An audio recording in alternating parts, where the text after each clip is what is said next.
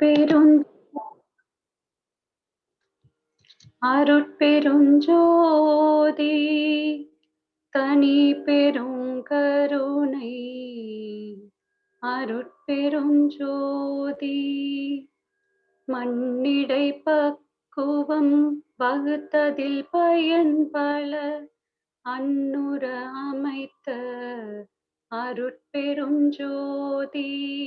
மன்னியல் பல பல வகுத்ததில் பிறவும் அன்னுர வகுத்த அருட்பெருஞ்சோதி நீரினில் தன்மையும் நிகழூரொழுக்கமும் ஆருர வகுத்த அருட்பெருஞ்சோதி நீரினில் பசுமையை நிறுத்தியதில் பல ஆருர வகுத்த அருட்பெருஞ்சோதி நீரிடை பூயியல் நிகழுறு திரையியல் ஆர்தர வகுத்த அருட்பெருஞ்சோதி நீரினில் சுவை நிலை நிறைத்ததில் பல்வகை ஆருர புரிந்த அருட்பெருஞ்சோதி நீரினில் கருநிலை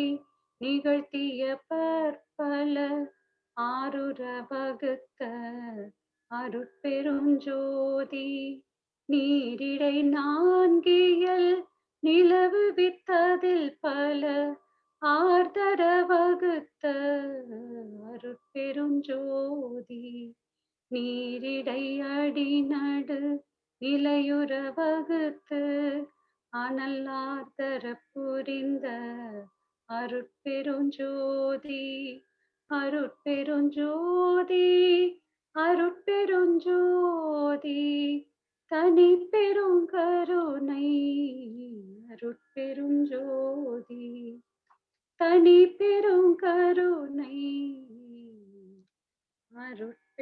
அருட்பெருஞ்சோதி.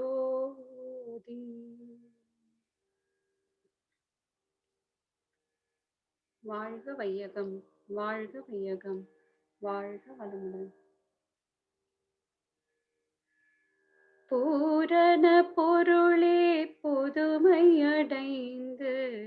ஆரணமான அணுவாய் விரிந்து அணுவின் கூட்டம் இயக்கம் பக்குவம் அசைவாய் இசைவாய் அந்த கோடிகளாய் ஓரறிவினம் முதல் ஐயறிவினம் வரை ஊனாய் உயிராய் உருவ பேதங்களாய் தானாய் விரிந்த தத்துவமாகிய சுவை முதல் ஐந்தையும் சுகிக்கவும் அறியவும் கர்ம ஞான கருவிகள் பெற்று அறிந்தும் வாழ்ந்தும் அரூப நிலையாம் ஆதி நிலையை அறிந்து முடிவுற எழுந்த வேகத்தால் எடுத்த வடிவம் அறிவின் நிலைகள் ஐந்துக்கும் அப்பால் அறிவின் உயர்வாம் ஆறாம் நிலையில் வந்து பிறந்து வாழ்வதே மனிதன் சிந்தனை அறிவின் சிறப்பே மனிதன் யோகம் யுக்தி யோசனையோடு வேகம் நுட்பம் விளைவதற்குரிய அறிவின் நிலையே ஆறாம் நிலையாம் அவ்வித அறிவின் ஆட்சியே மனிதன் இந்த உலகில் மனிதன் தோன்றிய அந்த நாள் முதல் இன்று வரைக்கும் வழி வழியாக வாழ்ந்த மனிதர்கள் வாழ்க்கை வசதிகள் தேடிய முறையும் அறிவின் மேன்மை அடைந்த முறையும் நெறியில் நிலைத்த நினைப்பின் சக்தியால் ஐம்புலன் அறிவால் ஆராய்ச்சி தன்னால் நம்பிய வழியில் நாட்டம் செலுத்தி பார்த்தும் கேட்டும் பழக்கத்தாலும் தானும் அறிந்து தக்க பலன் பெறும் செவ்விய அறிவின் சிறப்பே மனிதன் திவ்விய உருவின் திறமே மனிதன் ஒருவன் அறிவில் உணர்ந்த எதையும் உலகோர் அனைவரும் ஒத்தனுபவிக்க பரவச் செய்து பயன் விளைவிக்கும் அற்புத அறிவின் சிற்பமே மனிதன்.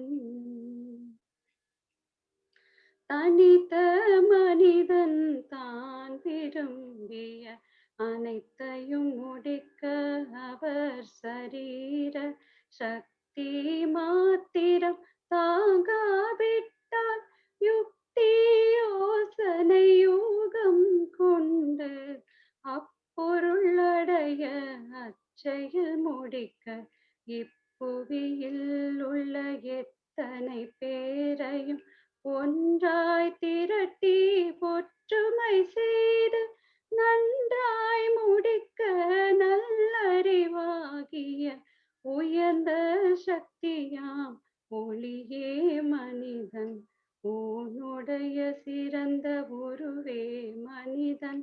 மனிதன் நினைத்த செயல்கள் தம்மை அனுபவ கருவிகள் அறிவின் கருவிகள் இத்தகை 10 இந்திரியங்களால் சித்தப்படியே செய்து முடிப்பான்.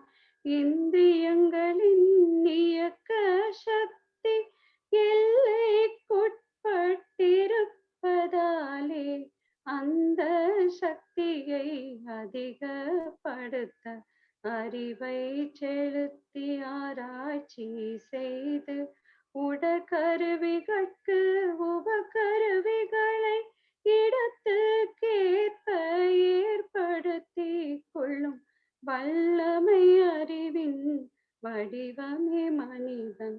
நல்ல அமைப்புகள் உள்ளவன் மனிதன் ஆராய்ந்துணரும் அறிவின் உயர்வால் ஊரார் உலகோர் உள்ளம் விரும்பும் இச்சையை அறிந்து இரக்கம் கொண்டு அச்செயல் முடிக்க அன்பில் பரவி ஆர்வம் கொண்டு அறிவால் வகுத்து சோர்வில்லாமல் சொல்லால் செயலால் பலரின் நீக்கம் முடிக்கத்தக்க உலகில் உயர்ந்த உருவமே மனிதன்.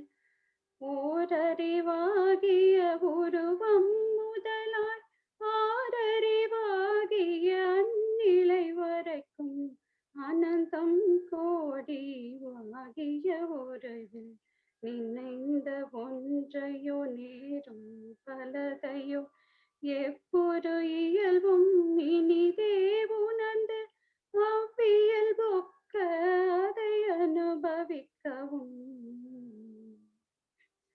தன்னிட அறிவை தலைமையாக்கி நிர்வகித்து நினைந்தவை முடிக்கவும் அமைந்த அறிவின் ஆட்சியே மனிதன். சமைந்த அறிவின் சக்தியே மனிதன். ஆன்மா அறிவின் 6ஆம் நிலையில் தான் புகுந்ததால் தரித்த ரூபம் மனிதனாகிய மகத்துவமாற்று. இனி அவன் கடமையை உணர்வதே சிறப்பு. இனி அவன் கடமையை உணர்வதே சிறப்பு. வாழ்க வளமுடன்.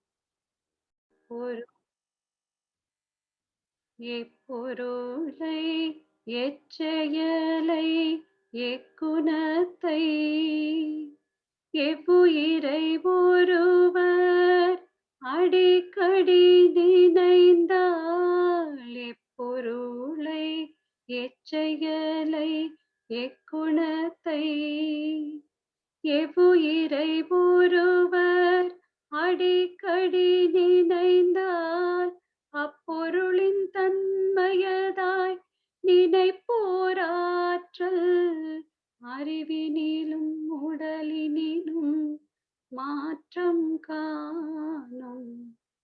இப்பெருமை இயல்போக்க நியதியாகும்.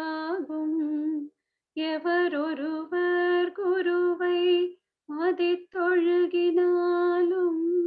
தப்பாத குரு உயர்வு மதிப்போர் தம்மை தரத்தினில் உயர்த்தி பிறவி பயனை நல்கும். தப்பாத குரு உயர்வு மதிப்போர் தம்மை தரத்தினில் உயர்த்தி பிறவி பயனை நல்கும். பிறவி பயனை நல்கும். கவி ஞானக்களஞ்சிய கவி சகஜ நிட்டை. கருதவத்தில் ஆரம்ப சாதகர்கள் கரும ஞான கருவிகளை இயக்கும் போதும் புருவமத்தி நினைவோடு இருத்தல் வேண்டும். புலன்கள் தம்மை இம்முறையில் பழகிவிட்டால் அருவநிலை பூரணத்தால் நான் ஒன்றென்றும் அநேக உருவங்களாய் நான் பலவே என்றும் ஒருமை தத்துவம் உணரும் ஆற்றலோடு உடலில் சுழல்கின்ற ரத்தம் சுத்தமாகும். ஒருமை தத்துவம் உணரும் ஆற்றலோடு உடலில் சுழல்கின்ற ரத்தம் சுத்தமாகும். ரத்தம் சுத்தமாகும். வாழ்க வளமுடன்.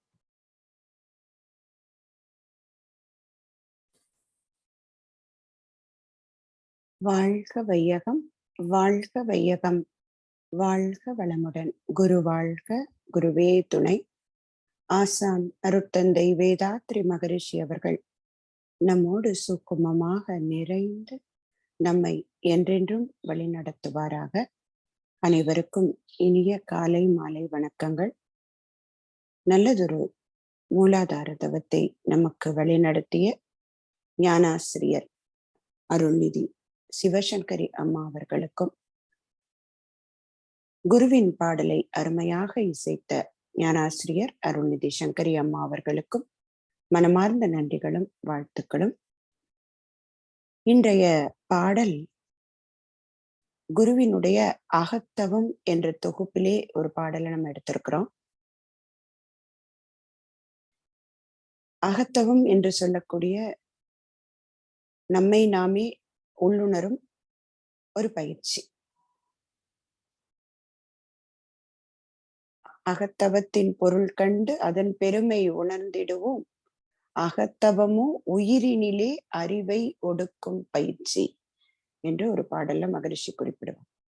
அப்படி தன்னை அறிய வேண்டுவோருக்கு கிடைத்த வழி, குரு காட்டிய நெறி அகத்தவம்.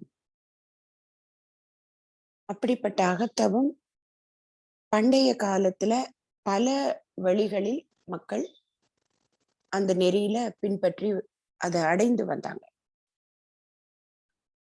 மகரிஷி இப்போ எளிய முறை குண்டலினி யோக பயிற்சியின் மூலமாக எந்த விதமான கஷ்டமும் இல்லாம, மகரிஷி ஒரு பாடல்ல சொல்லுவாங்க, புத்தனை போல் உடலை துன்புறுத்த வேண்டாம், புதுமுறையில் ஒட்டுகிறேன் ஞானம் அப்படின்னு சொல்லுவாங்க.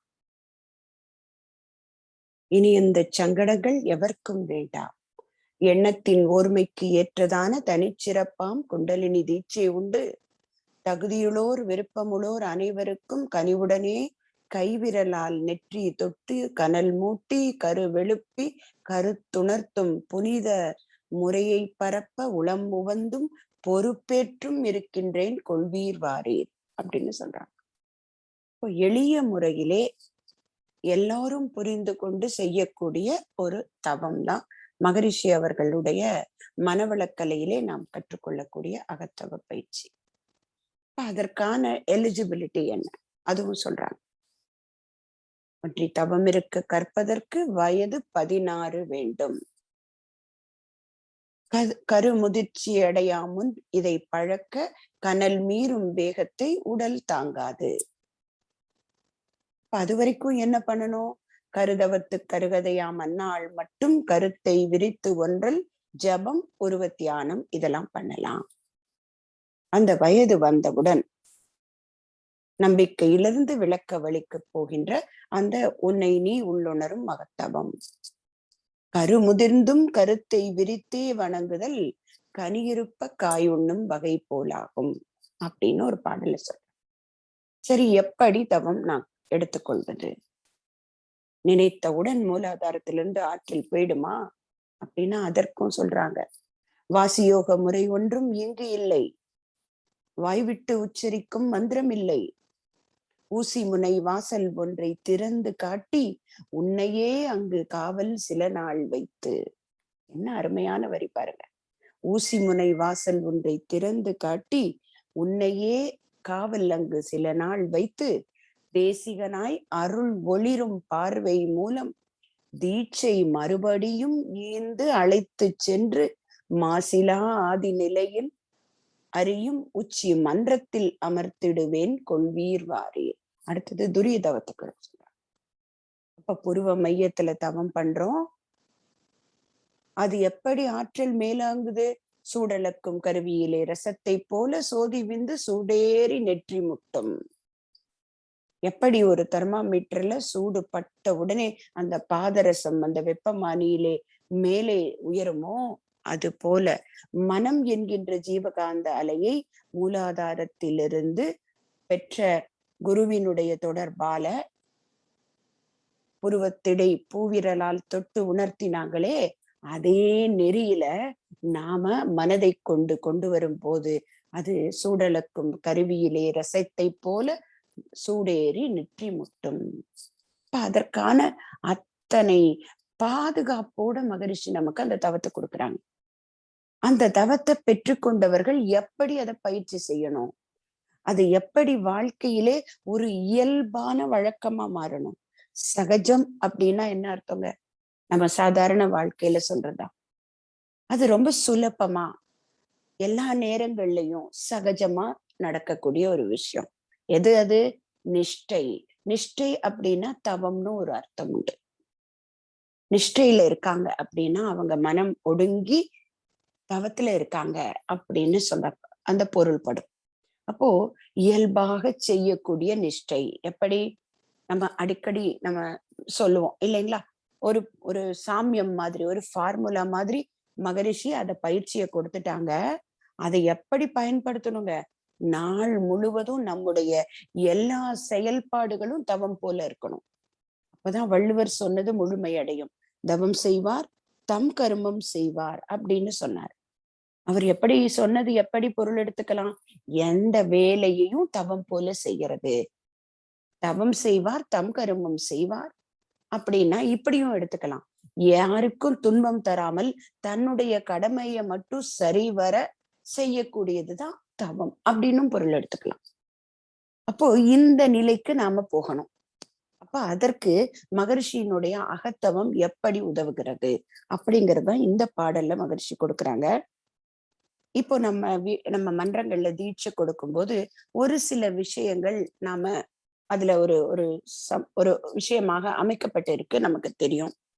அந்த மூலாதாரத்தில் தொட்டு எழுப்பிய பிறகு ஒரு சப்தம் இல்லையா? ஒரு சப்தம் கொடுக்கப்படும். அதே போல ஒரு சுவையை உணர்வதற்காக ஒரு இனிப்பையும் நம்ம கொடுப்போம். அந்த தாள ஊசி கொடுக்கும் போது என்ன சொல்லணும் அப்படிங்கிற வார்த்தை இருக்குன்னா, இன்று முதல் எந்த அனுபவம் பெறும் பொழுதும் நம் மனம் புருவ மத்தியில் இருக்கட்டும். அதே போல கல்கண்ட கொடுத்து சுவைக்கும் போதும் என்ன வரி சொல்லுவாங்க? இன்று முதல் நாம் எந்த அனுபவம் பெறும் பொழுதும் நம்முடைய மனம் ஆக்கினையில் இருக்கட்டும்.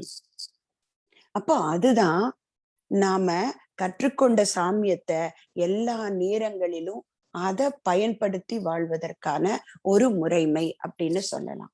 இப்ப அதுதான் இங்க சொல்றாங்க. இப்ப ஆரம்ப காலகட்டத்துல தவம் கற்றுக்கிறாங்க. அவங்க காலை மாலை தவம் செய்வது ஒரு பழக்கமா இருக்கு. இப்ப கூட இருக்கு. காலையில பண்றோம், மனதை அமைதிப்படுத்தி அந்த மன அலைச்சூழலை குறைக்கிறோம். அதே மன அலைச்சூழல் மாலை வரை கொஞ்சம் செயல்பட வைக்குது. திரும்பவும் மாலையில் பழைய வினை வழியே மனம் மேல்நிலைக்கு போக தொடங்குது. அப்போ திரும்பியும் பழக்கிறோம். மனதுக்கு ஒரு பழக்கத்தை கொடுத்து மீண்டும் மனதை ஆக்கினையில நிறுத்துறோம். அப்போ மீண்டும் மீண்டும் இந்த பயிற்சியை செய்ய செய்ய மனம் எப்போதுமே அந்த மன அலைச்சூழல் குறைந்த நிலையில இயங்க பழகி கொள்கிறது. இப்ப அதற்கான வழிமுறை சொல்றாங்க. கருதவத்தின் ஆரம்ப சாதகர்கள் முதல்ல ஆக்கினை தவம் எடுத்துக்கிட்டு பயிற்சியை பெற்றவர்கள் எப்படி இந்த முறைமையை பயன்படுத்தணும், இந்த ஃபார்முலாவை எப்படி அப்ளை பண்ணணும்னு சொல்றாங்க பாருங்க. கரும ஞான கருவிகளை இயக்கும் போதும் புருவமத்தி நினைவோடு இருத்தல் வேண்டும். இப்போ மகரிஷி தாள ஒலி கொடுக்கும் போதும் சுவையை அனுபவிக்கும் போதும் சொன்ன வரி பூரணமாகி விட்டதா இல்லையா? எந்த அனுபோகம் பெறும் போதும் அனுபோகத்தை எப்படி பெறுகின்றோம்? கர்ம கருவிகளை இயக்கி அல்லது ஞான கருவிகளை இயக்கி. அதன் மூலதான் ஒரு செயலுக்கு ஒரு விளைவை நம்ம அனுபவிக்கிறோம், காலை முதல் இரவு வரை.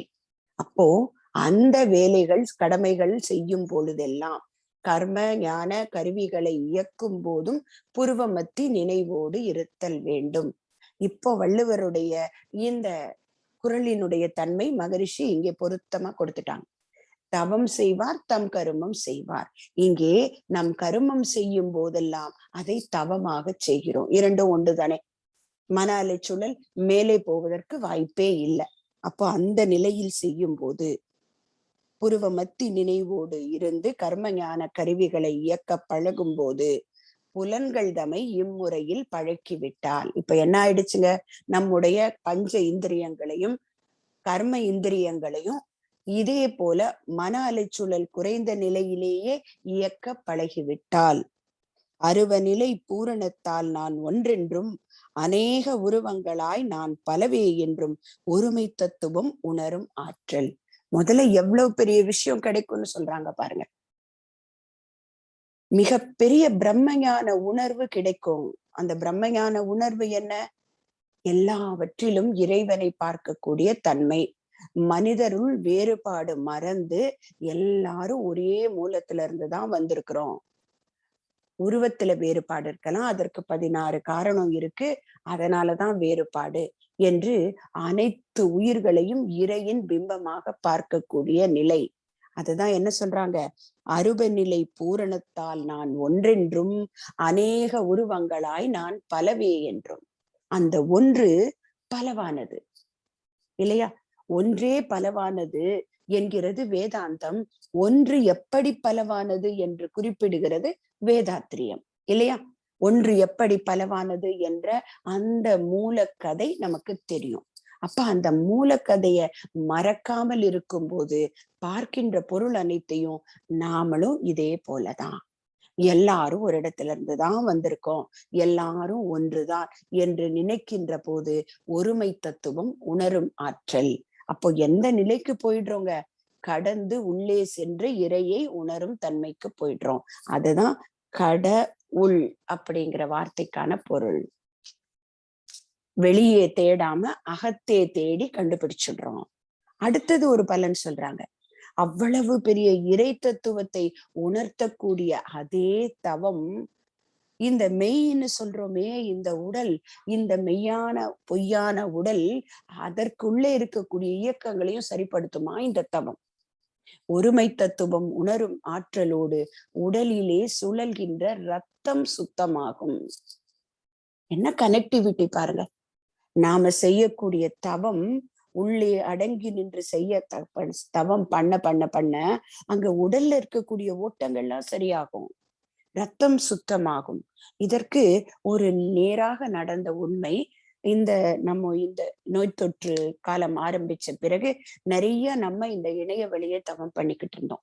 அந்த சமயம் ஒரு மண்டலம் ஒரு இடத்துல பண்ணும்போது ஒரு அம்மையார் அதுல கலந்துக்கிட்டாங்க. அவங்களோட அனுபவத்தை அவங்க பகிர்ந்துக்கிட்டாங்க. எப்படி சொன்னாங்கன்னா, அவங்களுக்கு ஏதோ ஒரு உடல் கோளாறு. அதற்காக போய் மருத்துவர்கிட்ட பார்த்து சோதிச்சு பார்க்கும்போது, அவங்களுக்கு ரத்தத்துல அந்த ஹீமோகுளோபினோட அளவு ரொம்ப குறைஞ்சிருந்துதாம். அப்போ பேராசிரியர் ஒருத்தர் கிட்ட கேட்டிருக்காங்க. அவங்க அதற்கான உணவுல என்னென்ன மாற்றங்கள் எடுத்துக்கொள்ளணுமோ அதையும் எடுத்துக்கிட்டு, தவம் பண்ணும்போது நல்லா ஆழ்ந்து பண்ணுங்க. 2 வேளைக்கு கூட ஒரு வேளை பண்ணுங்க. நிறைய தவம் பண்ணுங்கன்னு சொன்னாங்க. இவங்க ஒரு குறிப்பிட்ட காலம் தவம் செய்து, அந்த உணவிலையும் கட்டுப்பாடாக அதற்கு தேவையான உணவுகளை எடுத்துக்கொண்டு, போய் மீண்டும் பரிசோதனை பண்ணி பார்க்கும்போது, நல்ல உச்ச நிலையை அடைந்திருந்ததாம் ரத்தத்துல ஹீமோகுளோபினோட அளவு. அப்ப இதற்கு தவமும் ஒரு காரணம். இங்கே மகரிஷி சொன்ன சொற்றொடர் உண்மையாகி விட்டது. அப்போ உடலுக்குள்ளேயும் பெரிய மாற்றத்தை ஏற்படுத்துது. அதை விட இன்னொரு பாடல்ல சொல்றாங்க மகரிஷி, உடலிலே ஏற்படக்கூடிய மாற்றத்தை கூட இந்த மனம் நல்லா ஆழ்ந்து தவம் செய்தா உணர்ந்து கொள்ள முடியுமா? எப்படி? நித்தம் தவம் இருக்க பழகும் போது நீ காண நேரிடும் பல்விந்தை உன்னுள். இரத்த சுழல், உணவு சுழல், ரத்தத்திலிருந்து ரசம் பிரிதல், ஜீரணித்தல், இவற்றால் உடலில் எத்தனையோ விதமான நாதம் கேட்கும். இதன்றி உடலில் சூடு அதிகமாக சப்தமுடன் பலவர்ண ஒலிகள் தோன்றும். சரீர அமைப்புக்கு இவை குறையும் கூடும் அப்படின்னு ஒரு பாட்டுல சொல்றாங்க.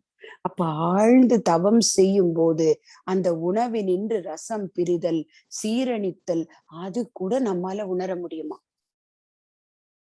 இரத்த சுழல், காற்று சுழல், உணவினின்று ரசம் பிரிதல், ஜீரணித்தல், இதனால் எத்தனையோ விதமான நாதம் கேட்கும். அது மட்டுமல்ல, உடலில் சூடு அதிகமாக சப்தமுடன் பலவர்ண ஒலிகள் தோன்றும் அப்படின்னு சொல்றாங்க. நாம அதன் பின்னாடி போக வேண்டாம். அதை தேடி எதிர்பார்த்து தவம் பண்ண வேண்டாம். ஆனா அதனுடைய உச்சகட்டமாக மகரிஷி சொல்வது என்ன? அகத்தவம் செய்யும் போது இங்கே தொடங்குகிறது நன்மை, அது எங்கே போய் முடிகிறது என்று பார்த்தால் அந்த பிரம்மத்தை உணரக்கூடிய தன்மை வரை நம்மை கொண்டு போய் சேர்க்கிறது. அதற்கான ஒரு படியிலையும் நமக்கு நன்மைகள் மட்டுமே கொடுக்கிறது. அகத்தவத்தால் இல்லறத்தை அன்பகமாய் மாற்றிடலாம். அகத்தவத்தால் அனைத்துயிர்கள் அரும் நட்பை பெற்றிடலாம். அகத்தவத்தால் வீடுணர்ந்து அமைதி பெற்று உயலாம்னு சொல்றாங்க.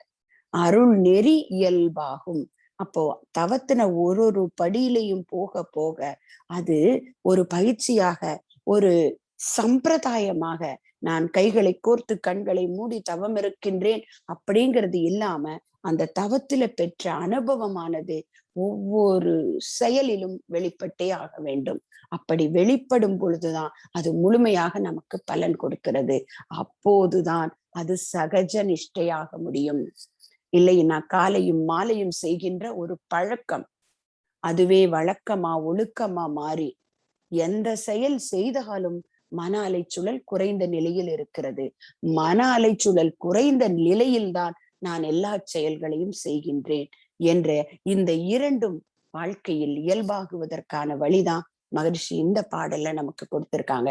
அதனால் சகஜமாக எப்போதும் தவமாக இருக்க முடியும்.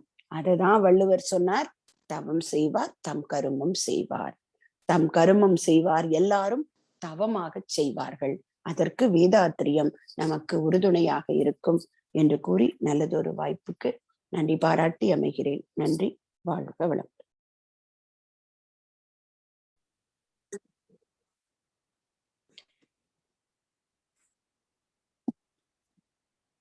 Today's noble thought from Blossoms of Life, fame.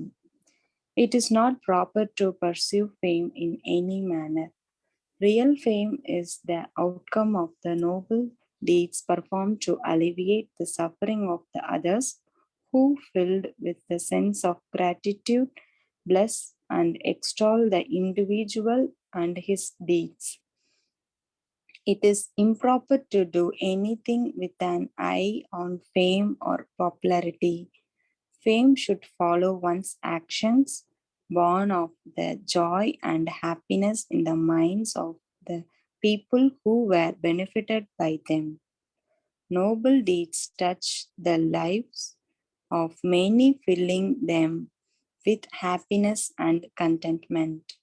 The feelings of gratitude that well up in their minds from the basis for real fame. I'd like to share my view. Maharishi explained what is called real fame. When someone needs real help, we should help them. So they get benefited and they give blessings from bottom of their heart as a pure token of gratitude. That is called real fame. Thank you, Amma.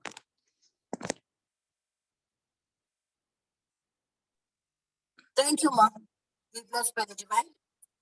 Aspirants can share it. Amma, Yes, ma Amma. usually will discuss about Kavi, Amma. Okay, Ma. Okay. Vidyabanama, can you tell me the Kavi which is discussed in the conversation? Yes, Amma. The Kavi. 1 second, Amma. I get.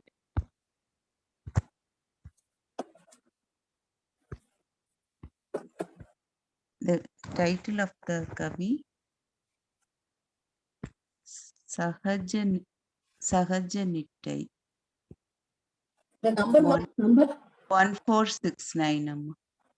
146. Okay, Ma. Carry on, Ma. கருதவத்தில் ஆரம்ப சாதகர்கள் கரும ஞான கருவிகளை இயக்கும் போதும் புருவ மத்தி நினைவோடு இருத்தல் வேண்டும்.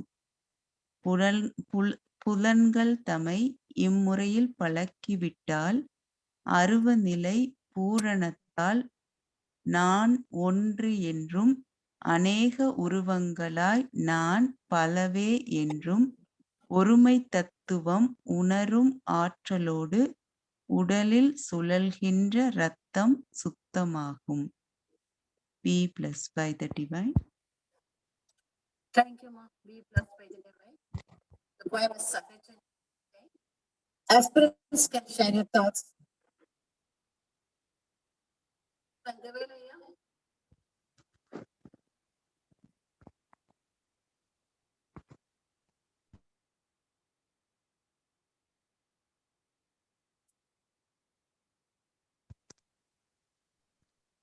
Thank you, Amma. Be blessed by the divine. Yes, sir. Yes, sir. So, based on what I understood, I think the core aspect of this poem is to realize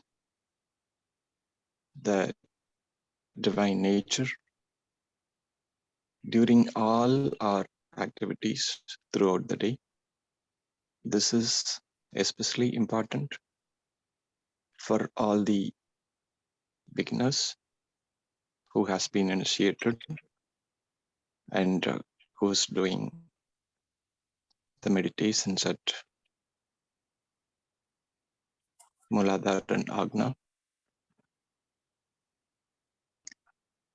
Whatever the activities that we do, let it be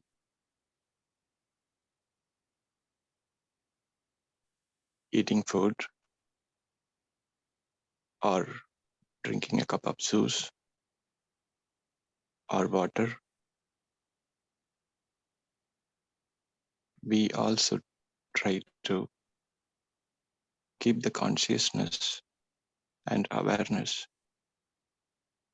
on the Agna Chakra and perform that specific activity. By doing that,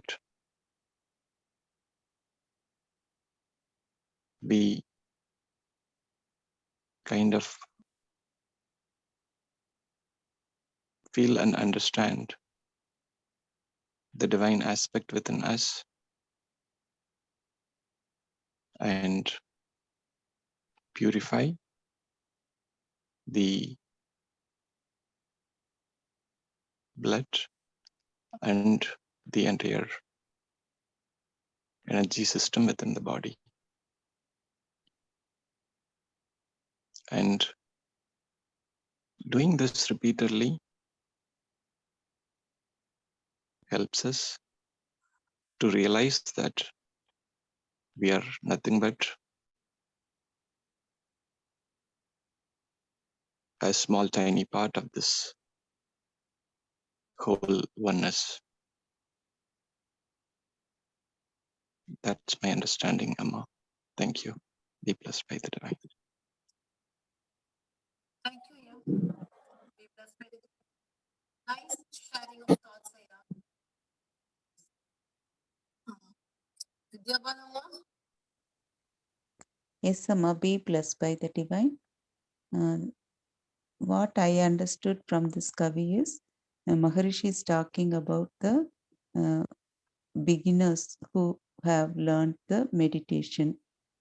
Here Maharishi is saying to bring the focus in between the eyebrows so that it is possible to, which is in scientifically they used to say the pituitary gland, that particular area, the Agna Chakra. It is the controlling capacity of the physical body. So what Maharishi is saying, when we bring the focus to the in between the eyebrows and do the meditation, it is possible to keep in control, like our five senses. Whatever the activities we do through the five senses, it will be in control. And it will also become the habit when we keep practicing the meditation.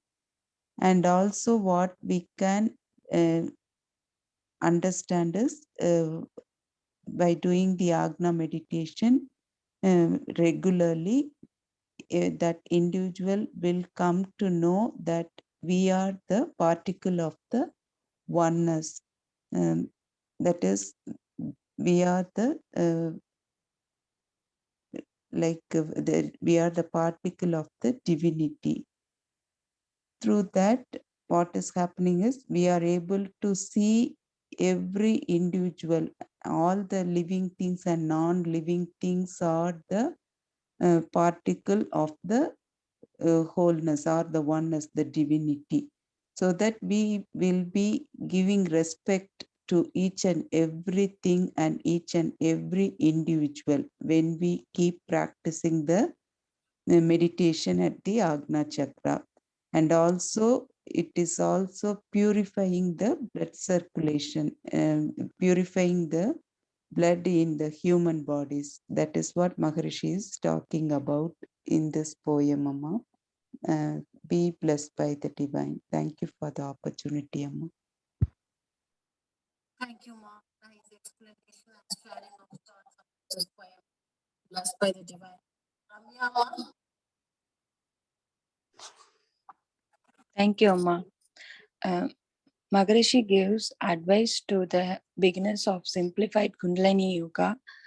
When we do any actions with the help of five senses and five karmendriyas, we should keep our focus between the eyebrows. By practicing our sense this way, we could see everything and everyone is same. There is no difference. Thank you, Amma. Be blessed by the divine. Thank you, Ma. Nice thought sharing. Be blessed by the divine. According to my understanding, the same thing, the beginners, according to this. Amma, be blessed by the divine. Amma, your voice is not clear, Amma. Can you adjust and be blessed by the divine? Now, Amma, can you hear me? I think still it's like that. Now keep talking, Amma. Let's see. Be